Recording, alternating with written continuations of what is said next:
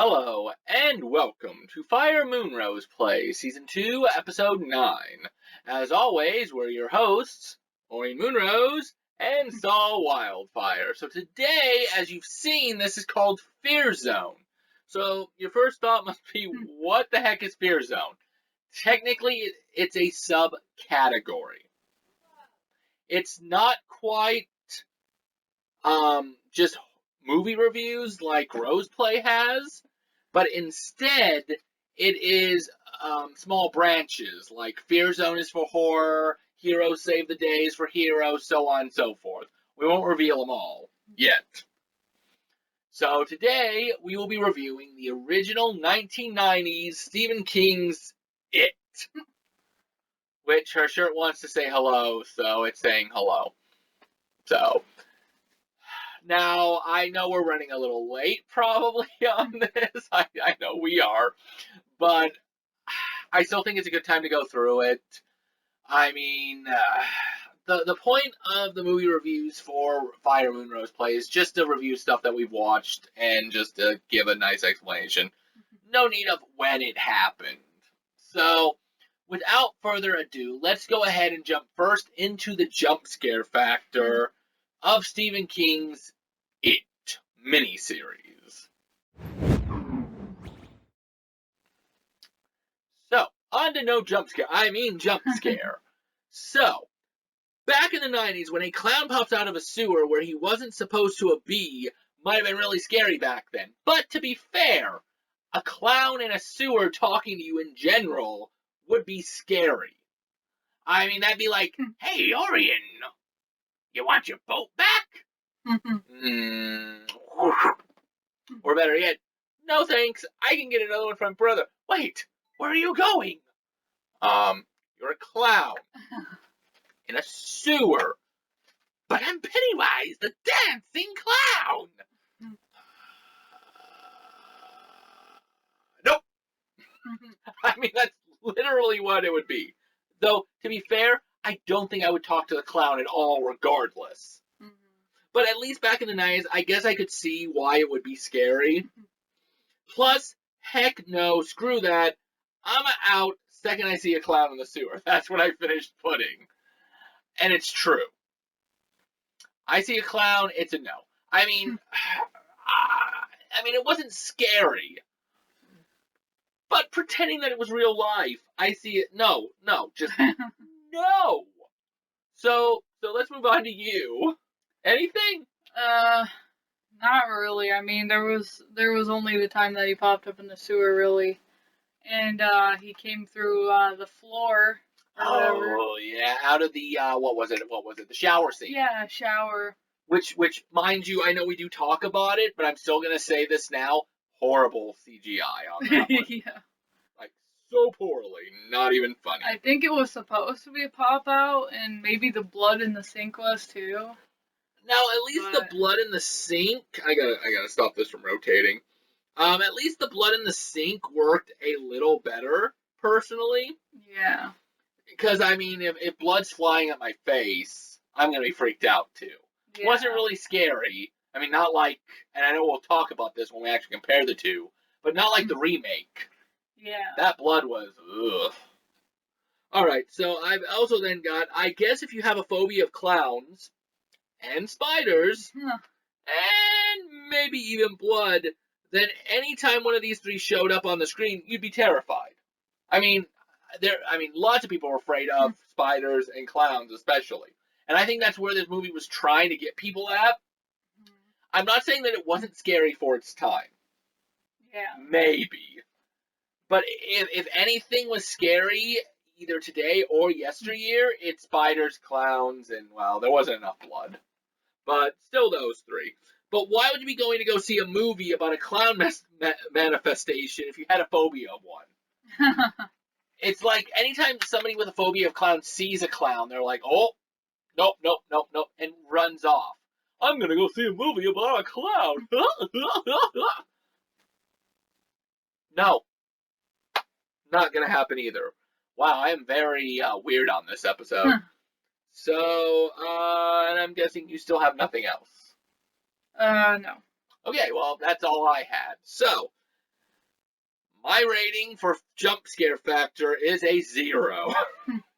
I don't know if it is because it's a 90s movie or because it was made for ABC and a TV movie miniseries, but I just felt that there was no jump scares whatsoever without any of those phobias being involved. Mm-hmm. Alright, so what did you end up rating for the jump scare factor for the 1990s miniseries? I gave it a 0 as well because the jump scares were just not scary at all, and like you couldn't even tell they were a jump scare in the first place. Well, and not just that, but Tim Curry. Albeit he played a great Pennywise, but 2 words repeated over and over. Ha ha! Ha ha! Ha ha! I mean, he had fun with it. And then technically 1 word repeated over and over. Depends if you hyphenate it or not, but the fact that he does this, I'm counting it as 2. But, just for the fact that you could tell that he enjoyed the role and that he really got into it, and for that, I definitely will still probably give this a pretty okay rating, maybe. We'll have to wait and see. So let's go ahead and jump into sound effects now and see if it can beat the fabled 0 score.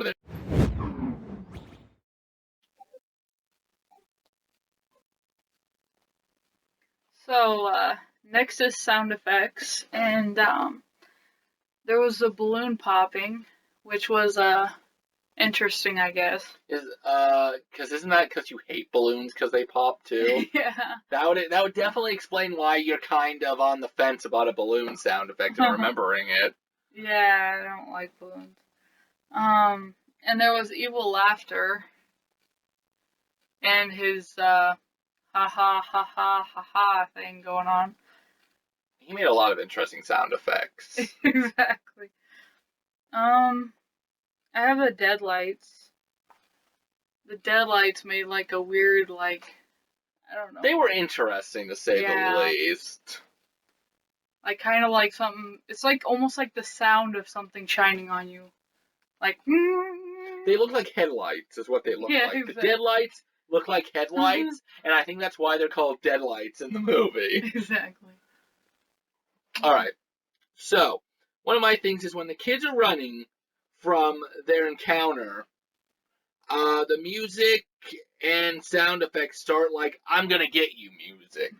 And I only remember that because it was like, dun dun dun dun dun dun dun dun. I mean, it wasn't quite like that. I don't at the moment remember what it was, but it felt like he was getting closer with each musical beat. So that was definitely a good sound effect moment, I suppose. So is there anything else on your end? There were like lullaby songs, like ding ding, like weird like lullaby type sounds in the background. And I think they did that on purpose just to creep up the factor. It's like Dead Space when they took the twinkle. Yeah, the twinkle twinkle little star, and when it's just played in front of a bunch of monsters, you're just like, that is creepy. Yeah.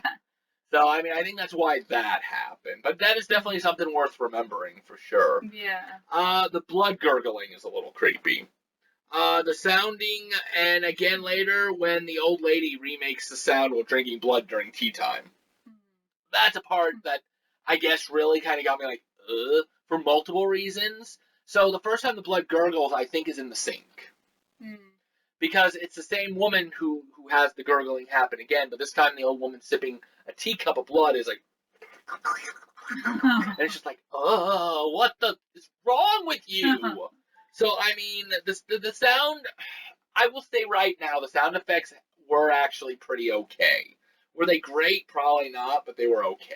Yeah. So, anything else on your end? No. Alright, so that's it too. So, what was your rating for the sound effects? I gave it a 7. It was good and enjoyable.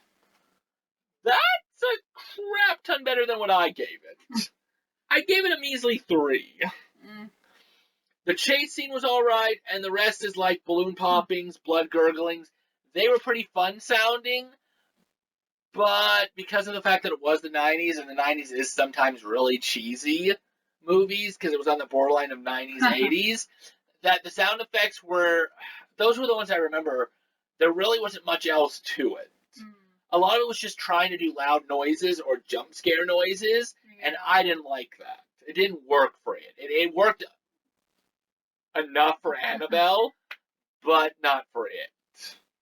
Alright, so we really gauged different when it came to the sound effects. So now let's go into the graphics and the reality factor, and, well, maybe we'll at least get a little closer to being together on our rating, perhaps.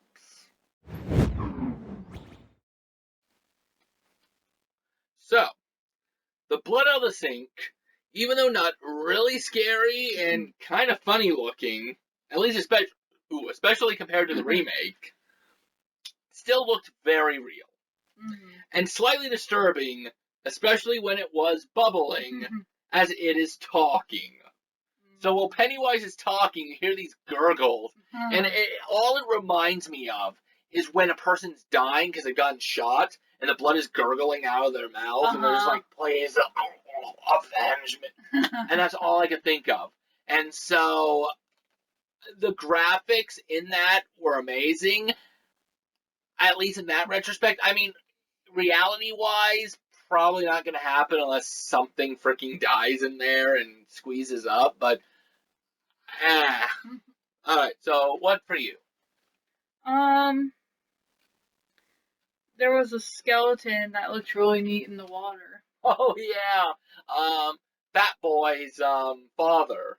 He was talking to him. Yeah, he goes from his father to a skeleton to Pennywise.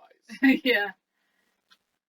That was the skeleton. The skeleton honestly looked like it was actually really real. Like they took a real skeleton, but they probably just used a fake one and just aged it up. All right, so I have the the shower scene. Okay, never mind. I know what this is now. We talked about it once. The shower scene didn't look real, and I understand it was supposed to look weird. Yeah. You know, because he's opening up the floor, and wow, that was a bright light. He's opening up the floor to come out of it, and I mean, the fact that the floor is not breaking or crumbling, it's gonna look weird, but it just looked a little too weird, honestly. It should be like dead lights. Yeah, the dead lights are coming for you, Clarice. But compared to the rest of the movie, this seemed like it was the fakest. Like, if anything took me out of reality, and again, you know, this is kind of supernatural, so it differs on if you believe in supernatural or not. But that one scene, like, takes you out of the movie more than anything. Because the rest of it, you're like, okay, this is the 90s, you understand it. Yeah. Alright, so what for you? It looks really cool and real when the pictures in the book started coming to life and the head popped out. Right, and that really was one of my favorite scenes. And I do love that they reincorporated that back into the remake. Though I can't remember it too much now, but I could have swore I liked it a lot more. But the fact that they could pull that off in the 90s was pretty cool. Exactly. Alright, so now this is more of a complaint than anything. So bear with me, because I'm going to have a slight conversation with her too, and you guys can join in the comments. How did Stan die so fast? Yeah. I mean, I understand that some time could have passed. And we don't get to see how much, if any, blood was in the tub. But it looked like it was just water to me.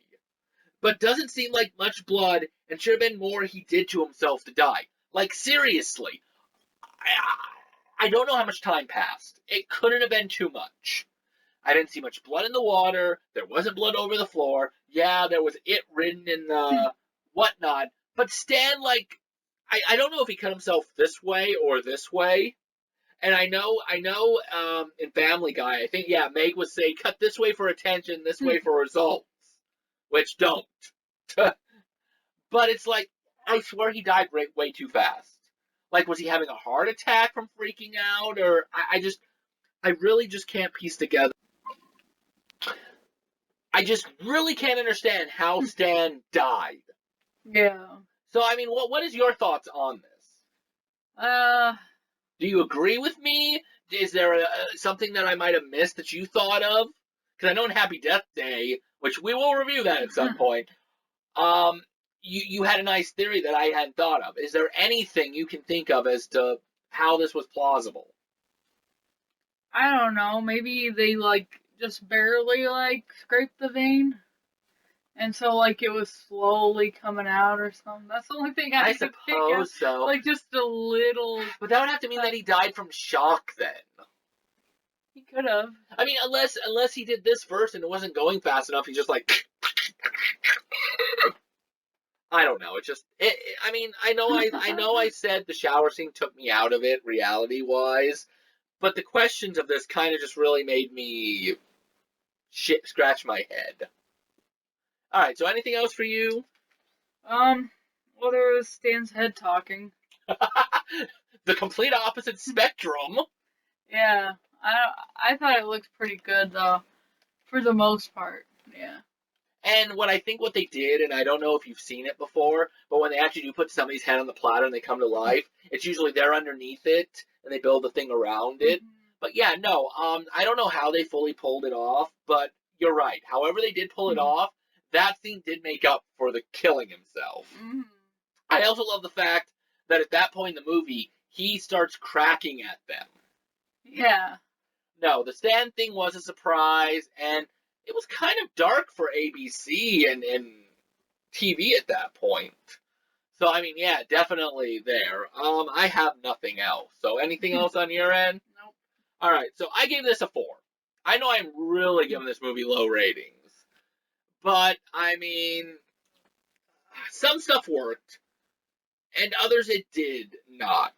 It had a lot going well for it in reality and graphics, at least for its time in the 90s, and the fact that it was not only on TV, but basic TV. Not even cable. But the shower scene hole, Stan's death, really brought it down for me in points. And no, I don't have a problem with the fake werewolf hallucination. The reason behind that is because he was remembering the wolf from the movie, which was already in the past, black and white, so it was already fake to begin with, and that's how he remembers it. It was that werewolf that scared him. So, yeah, the werewolf was fake when it showed up, but I actually love the werewolf. Yeah. And I love the fact that they kept it like the 1920s movie. So, no, I did not have a problem with that. That's probably one of the things that raised it up there other than Stan's head and the blood gurgling type thing, and yeah. Okay. I gave it a 6. Because, I think that it was real enough for me. Like, even though, like, the bathroom scene just opened up like that. I mean, I could understand that it was 90s and they kind of didn't have much to work with. So I think that it was pretty good for its time period. So a little bit above average. Right. Well, and I mean, also, like I said, too, I mean, it's not like he's going to break the whole thing, because that's going to leave question. I know the parents are supposed to be ignoring, I know the parents are supposed to be ignoring this, but it's kind of hard to ignore a floor being broken like that. Yeah. So, no, I completely agree with you. He just does this and he pops just his head up. Yeah, and he's just like, hi. I forget which one. Hi! Yeah, like, he was completely cheerful and whatnot, so that was kind of funny, too. Mm-hmm. If anything, this movie, as much as it was probably trying to be horror, it was actually pretty funny. And I will still, again, say that Tim Curry did an amazing job. Mm. So let's go ahead and go into creativity of the story, where I think this movie might really shine.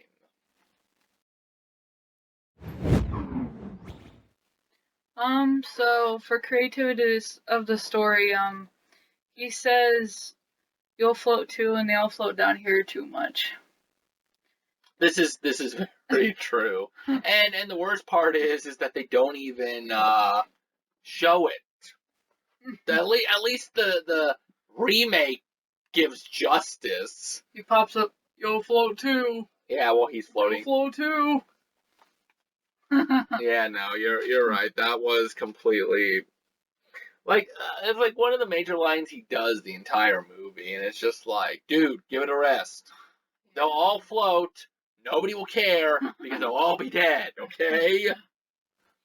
Alright, so, I have the story is very creative, which of course it would be, considering it was a book first, and also from Stephen King.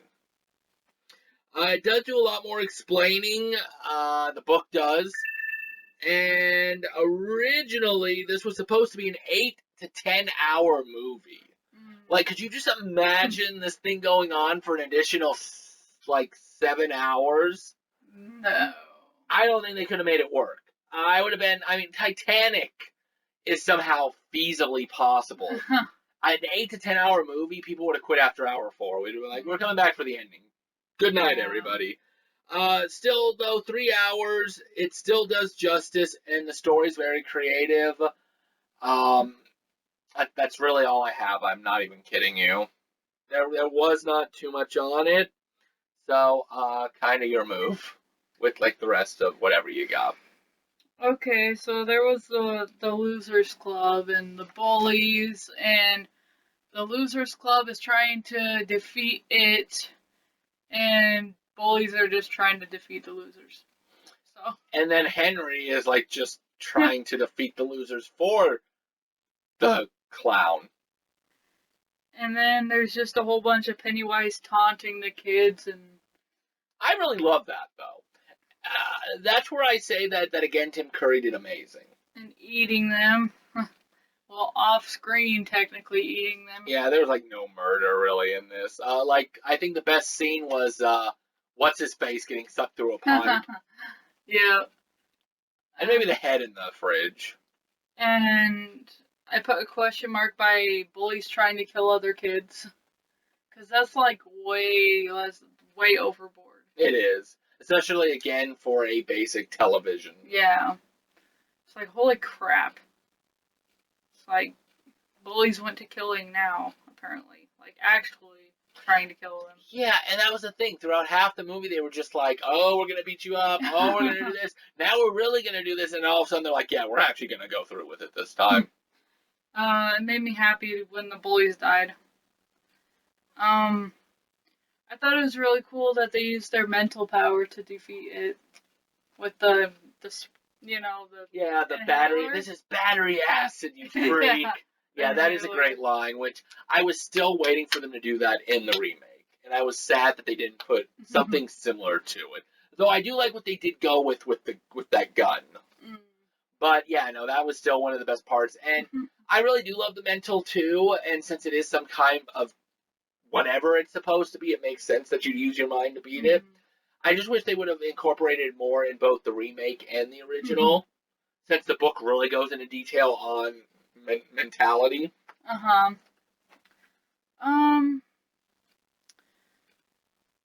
I like that he comes in many forms, obviously, but he mostly comes as a clown, which is probably the best thing to come as, because it's more luring. Yeah, exactly. Unless you're in a sewer. Then it shouldn't work. But it did for Georgie. Yeah, it did for Georgie. Probably because he was like 7. Yeah, probably. And it also leaves it open for if he was ever a human. This is also true. To go a little bit into that one, and they say, I don't remember if they do say it in the movie for sure, but in the book, he does take the clown for the reason that you said, and also it's just one of his favorite forms. Yeah, because like it showed him in all different kinds of times or whatever. He was here then, he was here then. So what if he like died like way long time ago, and then he just ended up being this? Yeah, like I said, he really loved the clown persona, and that's why he went with it. But the spider at the end, that was supposed to be the closest that humans could recognize his true form. Plus, it was pregnant. It's in the book, but it was pregnant. So wrap that around your tiny little mind. So could it be a girl, technically? That's what it was pretty much assuming. It was a girl. It could be a girl, it could be a guy, anything, probably. So I guess if you're done, you can do the rating for that one. Alright, I give it an 8 for creativity. It was really good. That's it? Just no explanation, or just all your explanation was in the rest of it?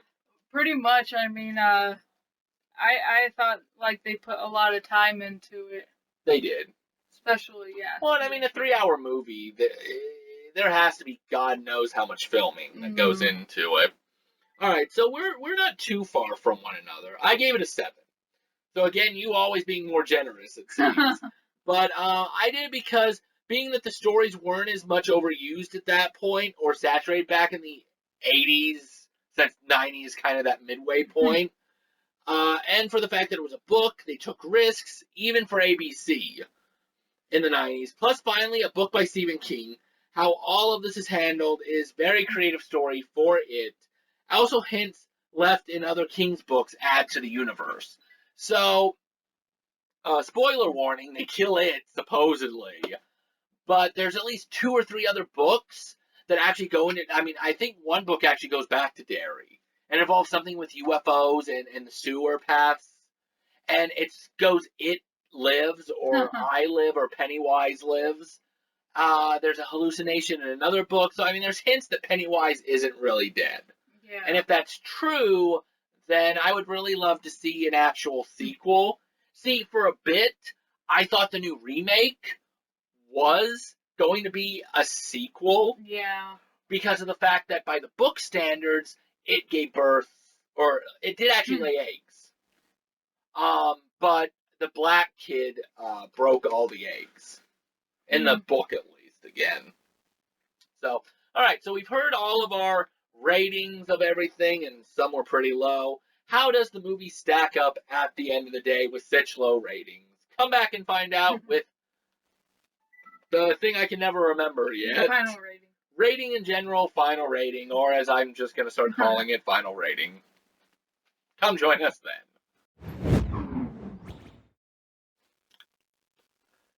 So, before I give the rating to Stephen King's It, I just have to say that even though we did give it low scores, what I'm about to give it is going to sound more surprising than anything. But thankfully, I do have logic behind it.